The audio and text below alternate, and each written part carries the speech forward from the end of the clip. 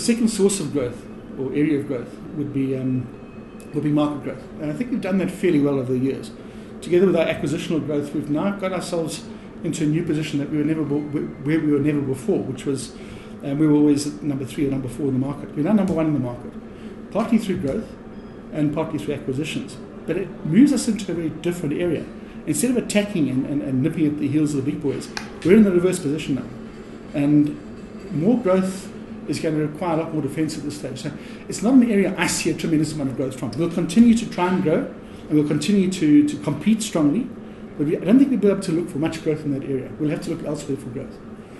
So the other two obvious options are horizontal growth and vertical growth. If you take those 4 directions, vertical growth is something we wouldn't really want to spend too much time on, because that really means you're moving into areas where you compete with your own customer base. Now, we're a distributor.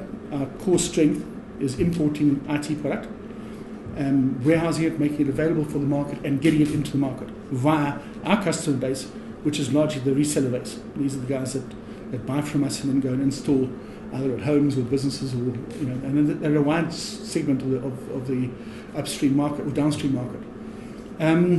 If we go in that area, we are competing against them, and that's not particularly healthy. So then the other way is downwards, and that is to try and consolidate our own inputs, our own supply chain. So we would be looking, for example, at acquisitions within the distribution chain, if you want.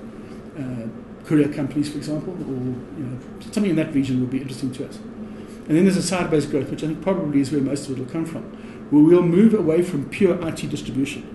And I think here it's important to make a point. Our strength is to bring that product in, inventory it, and then get it out into the market in a very efficient, cost-effective manner.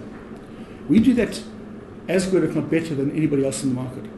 And that's what we should be building on when we talk about horizontal expansion. So it doesn't mean that we should be limited to IT. We could move horizontally we should be moving horizontally into similar types of products, or even less similar types of products that have the same characteristics. Box, they're not perishable. They're not FMCG, for example, but it could be machinery, it could be anything that has a similar nature when you look at the characteristics that you see when you distribute it. So that's where we will look for growth. And I guess if we go into those growth areas from there, because we don't have a customer base in that area yet, we could start looking for businesses that have already gone up the chain and there look for the value adds and the high margins.